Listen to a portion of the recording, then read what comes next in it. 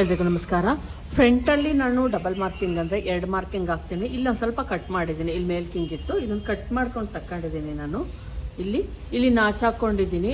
ಯಾವ ರೀತಿ ಕರೆಕ್ಟಾಗಿ ಏನು ಇರುತ್ತೆ ಇದನ್ನು ಕರೆಕ್ಟಾಗಿ ಕೂರಿಸ್ಬೇಕು ಅಂತ ಗೊತ್ತಿರಲ್ಲ. ಅದನ್ನು ಯಾವ ರೀತಿ ಕರೆಕ್ಟಾಗಿ ನಾನು ಫ್ರಂಟ್ ಡಾಟನ್ನು ಕರೆಕ್ಟಾಗಿ ಇಟ್ಕೊಳ್ಳೋದು ಅಂತ ಹಿಡಿಯೋದು, ಸ್ಟಿಚ್ ಮಾಡೋದು ಅಂತ ತೋರಿಸ್ತಾ ಇದ್ದೀನಿ. ಫಸ್ಟು ನಾನು ಇಲ್ಲಿ ಸೆಂಟ್ರಲ್ಲಿ ಯಾವುದೇ ಕಟಿಂಗ್ ಮಾಡ್ಕೊಳ್ಳಲ್ಲ, ಥ್ರೆಡ್ ಪೈಪಿಂಗನ್ನು ಕೊಟ್ಟು ರೆಡಿ ಮಾಡ್ಕೊಂಡಿರ್ತೀನಿ ಅಷ್ಟೇ. ಇಲ್ಲಿ ನೋಡಿ, ಹಿಂಗೆ ಇಟ್ಕೊಳ್ಳಿ, 2 ಸೈಡಲ್ಲಿ ಇಟ್ಕೊಂಡು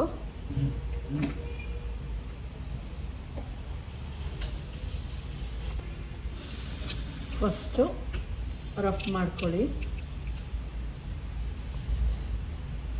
ಸೆಂಟರಲ್ಲೂ ಕೂಡ ನೀಟಾಗಿ ಏನು ಸೆಂಟರ್ ಪಾಯಿಂಟ್ ಇರುತ್ತೆ ಅಲ್ಲೂ ಕೂಡ ಕಟ್ ಮಾಡ್ತೀವಿ ನಾವು, ಹಂಗಾಗಿ ಅಲ್ಲೂ ಕೂಡ ರಫ್ ಮಾಡ್ಕೊಳ್ಳಿ. ಮತ್ತು ಎಂಡಲ್ಲೂ ಕೂಡ ಬೇಕು ಅಂದರೆ ರಫ್ ಮಾಡ್ಕೊಳ್ಳಿ, ಇಲ್ಲಾಂದರೆ ತೊಂದರೆ ಇಲ್ಲ. ಈಗ ಸೆಂಟರ್ ಡಾಟ್ ಹಿಡ್ದಾಯಿತು. ಈ ಥರ ಕೆಲವರು ಕಟ್ ಮಾಡಿಬಿಟ್ಟು ಹಿಡಿತಾರೆ. ನಾನೇನಪ್ಪ ಅಂದರೆ 2 ಸೈಡ್ದು ಒಂದೇ ಹತ್ರ ಬರಲಿ, ಅಂದರೆ ಈಗ ಸಿಂಗಲ್ ಪಟ್ಟಿ ಡಬಲ್ ಪಟ್ಟಿ ಅಟ್ಯಾಚ್ ಮಾಡಿದಾಗ ಒಂದೇ ಮೇಲ್ಕೆ ಕೆಳಕ್ಕೆ ಆಗಬಾರ್ದು ಅನ್ನೋ ಕಾರಣಕ್ಕಷ್ಟೇ ನಾನು ಇದು ಮಾಡ್ಕೊತೀನಿ. ಈಗ ಕಟ್ ಮಾಡ್ಕೊತೀನಿ, ಕರೆಕ್ಟಾಗಿ ಸೆಂಟರ್ ಕಟ್ ಮಾಡ್ತೀನಿ. ಈಗ ಡಾಟ್ ಹಿಡಿಯೋಣ.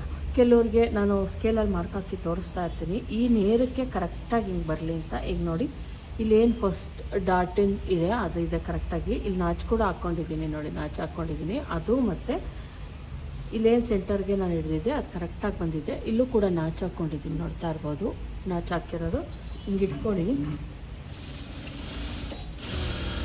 ಸ್ಟ್ರೈಟ್ ಹಾಕಾದ್ಮೇಲೆ ನೋಡಿ, ಇದು ಸೆಂಟರ್ ನಾಚ್ ರೆಡಿ ಆಯಿತು. ಈ ಥರನೇ ಹಾಕಬೇಕು. ಕೆಲವೊಂದು ಸಲ ನುಲ್ಕೊಂಡ್ರೆ ಥರ ಎಲ್ಲ ಮಾಡ್ತೀರಾ, ಆ ಥರ ಮಾಡಿದಾಗ ಫಿನಿಶಿಂಗ್ ಚೆನ್ನಾಗಿ ಬರೋಲ್ಲ. ಈಗ ನಾವು ಇಲ್ಲಿ ಕೂಡ ಏನು ನಾಚ್ ಹಾಕ್ಕೊಳ್ಳಿ. ಫಸ್ಟು ಎಲ್ಲಿಗೆ ಕರೆಕ್ಟಾಗಿ ಡಾಟ್ ಹಿಡಿಬೇಕು ಅಂತ ನಾಚ್ ಹಾಕ್ಕೊಂಡ್ರೆ ನಿಮಗೆ ಕರೆಕ್ಟಾಗಿ ಸಿಗುತ್ತೆ. ಇದನ್ನು ಅಷ್ಟೇ ನಾನು ಕಟ್ ಮಾಡ್ಕೊತೀನಿ. ಕೆಲವರು ಹಂಗೆ ಏನು ಮಾಡ್ತಾರೆ ಅಂದರೆ ಫೋಲ್ಡಿಂಗ್ ಮಾಡಿ ಸ್ಟಿಚ್ ಮಾಡ್ತಾರೆ, ಆದರೆ ನಾನು ಇಲ್ಲಿ ನೋಡಿ ಇದು ಕರೆಕ್ಟಾಗಿ ಈ ನೇರಕ್ಕೆ ನೀಟಾಗಿ ಬಂತು. ಈಗ ಇದು ಅಷ್ಟೇ, ಇದೇನಿದೆಯೋ ಇದನ್ನು ಇಲ್ಲೂ ಅಷ್ಟೇ. ಇಷ್ಟೊಂದು ಇದ್ದಾಗ ನೀವು ಸ್ಲೀವ್ ಅಟ್ಯಾಚ್ ಮಾಡಬೇಕಾದ್ರೆ ತುಂಬಾ ಕಷ್ಟ ಆಗುತ್ತೆ. ನೋಡಿ, ನಮ್ದು ಈಗ ರೌಂಡ್ ಏನಿದೆ ಅದು ಕರೆಕ್ಟಾಗಿ ರೌಂಡ್ ಥರನೇ ಬಂದಿರುತ್ತೆ, ಆ ಕಡೆ ಈ ಕಡೆ ಎಲ್ಲ ಹೋಗಿರಲ್ಲ. ಈ ಥರ ಮಾರ್ಕಿಂಗ್ ಹಾಕಿ ಇದು ಮಾಡೋದ್ರಿಂದ ಕರ್ವ್ ಚೆನ್ನಾಗಿ ನೀಟಾಗಿ ಬರುತ್ತೆ ಅಂತ ಅಷ್ಟೇ. ಈ ಕಡೆನೂ ಅಷ್ಟೇ ನೋಡಿ, ಸೇಮ್ ಈಗ ಹಾಕ್ತೀನಿ. ಈ ಫಸ್ಟ್ ಇದನ್ನು ಬೇಕಾದ್ರೂ ಮಾಡ್ಕೊಬೋದು, ಇದನ್ನು ಬೇಕಾದರೂ ಮಾಡ್ಕೊಬೋದು, ಯಾವುದು ಬೇಕಾದರೂ ಮಾಡ್ಕೊಬೋದು, ತೊಂದರೆ ಇಲ್ಲ. ನೋಡಿ, ಇದು ಅಷ್ಟೇ 3 ಇಂಚು ಅಥವಾ 3.5 ಇಂಚು ಹೈಟ್ ಇರಲಿ. ಬ್ಲೌಸ್ ಲೆಂತ್ ಜಾಸ್ತಿ ಆದಾಗ ಸ್ವಲ್ಪ ಹೈಟ್ ಇದನ್ನು ಜಾಸ್ತಿ ಮಾಡ್ತೀವಿ. ಈ ಥರ ಹಿಂಗೇನು ಹಾಕ್ತೀವಿ ಸ್ಟಿಚ್ಚು, ಇದನ್ನು ಬಂದು 3 ಇಂಚ್ ಹಾಕ್ಕೊಳ್ಳಿ. ಇದನ್ನು ಹೈಟ್ ಮಾತ್ರ ನೀವು 3.5 ಇಂಚ್ವರೆಗೂ ಹೋಗ್ಬೋದು. 3 ಇಂಚ್ ಮಾಡ್ಕೊಂಡಾಗ ತುಂಬ ಡೌನ್ ಆಗುತ್ತೆ. ಇದು ಬಂದು ಲೆಂತು 14 ಇಂಚ್ 14.5 ಇಂಚ್ವರೆಗೂ ನಮ್ಮದು ಲೋಯರ್ ಚೆಸ್ಟ್ ಇರೋದ್ರಿಂದ 3.5 ಇಂಚ್ವರೆಗೂ ಆರಾಮಾಗಿ ನೀವು ಮಾಡ್ಕೊಬೋದು. ಇಲ್ಲೂ ಅಷ್ಟೇ. ಏನು ನಾಚು ಹಾಕ್ಕೊಂಡಿರ್ತೀವಿ ನಾವು, ನಾಚು ಮತ್ತು ನಾಚು ಕರೆಕ್ಟಾಗಿ ಕೂಡೋ ಥರ ನೋಡ್ಕೊಳ್ಳಿ. ಯಾಕಂದರೆ ನಾವಲ್ಲಿ ಕರೆಕ್ಟ್ ಮಾಡ್ಕೊಂಡಿರ್ತೀವಲ್ಲ, ಹಂಗಾಗಿ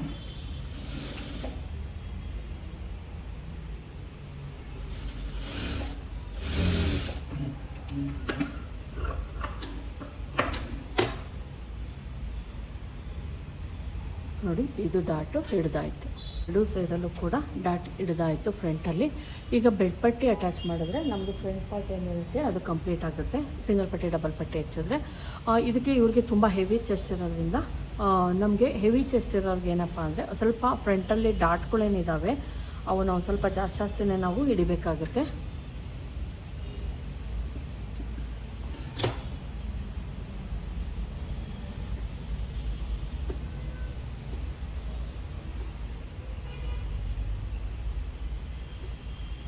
ನಾವು ಕೆಲವೊಂದು ಸಲ ಜಾಸ್ತಿ ತೊಗೊತೀವಿ ಈ ಪಾರ್ಟು, ಅವಾಗೇನಾಗುತ್ತೆ, ಇದು ಬೆಡ್ ಪಟ್ಟಿನೂ ಅಟ್ಯಾಚ್ ಮಾಡಿದ್ರೆ ಇದು ತುಂಬ ಲೆಂತ್ ಆಗೋ ಚಾನ್ಸಸ್ ಇರುತ್ತೆ ಲೋಯರ್ ಚೆಸ್ಟ್ ಜಾಸ್ತಿ ಇರೋರಿಗೆ.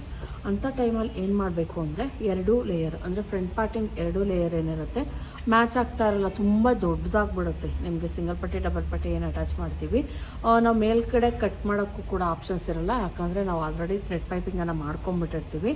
ಅವಾಗೇನು ಮಾಡಬೇಕು ಅಂದರೆ ಈ ಪಾರ್ಟಲ್ಲಿ ಏನು ನಾವು ಸಿಂಗಲ್ ಪಟ್ಟಿ ಡಬಲ್ ಪಟ್ಟಿ ಇದನ್ನು ಮಾಡಿರ್ತೀವಿ, ಏನು ಮಾಡಿರ್ತೀವಿ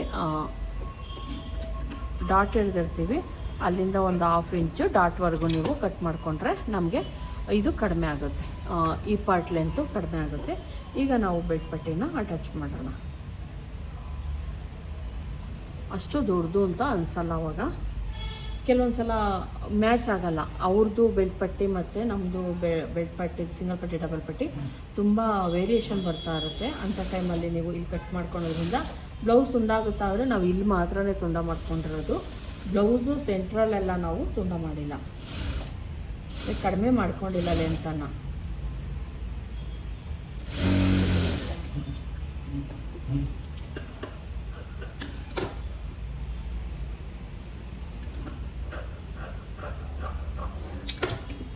ನೋಡಿ ಈಗ ಕರೆಕ್ಟ್ ಆಯಿತು ನಮ್ಮದು ಲೆಂತು. ಹಿಂಗೆ ಮಾಡ್ಕೊಳ್ಳಿ, ಆವಾಗ ನಿಮ್ಮದು ಕರೆಕ್ಟ್ ಆಗುತ್ತೆ. ನೆಕ್ಸ್ಟ್ ವಿಡಿಯೋದಲ್ಲಿ ನಾನು ರೆಡಿ ಉಕ್ಸ್ ಥರ ಯಾವ ರೀತಿ ಮಾಡೋದು ಅನ್ನೋದನ್ನು ತೋರಿಸ್ಕೊಡ್ತೀನಿ. ಯಾಕಂದರೆ ಒಂದೇ ವಿಡಿಯೋ ತುಂಬ ಲೆಂತ್ ಆಗಿಬಿಡುತ್ತೆ, ನಿಮಗೂ ಬೇಜಾರು ನೋಡೋದಕ್ಕೆ. ಹಂಗಾಗಿ ಈ ಥರ ಬೆಲ್ಟ್ ಪಟ್ಟಿನ ಇನ್ವಿಸಿಬಲ್ ಮಾಡ್ಕೊಳ್ಳಿ. ನಾವು ಕಪ್ಸ್ ಹಾಕ್ದಾಗ ಮಾತ್ರನೇ ನಾವು ಡೈರೆಕ್ಟಾಗಿ ಅಟ್ಯಾಚ್ ಮಾಡ್ತೀವಿ, ಅವಾಗ ಆಗೋದಿಲ್ಲ ಅಂತ. ಮಿಕ್ಕಿದ ಟೈಮಲ್ಲೆಲ್ಲ ನಾವು ಇನ್ವಿಸಿಬಲ್ ಇದನ್ನೇ ಮಾಡ್ತೀವಿ, ಬೆಲ್ಟ್ ಪಟ್ಟಿಯನ್ನು ಮಾಡ್ಕೊತೀವಿ.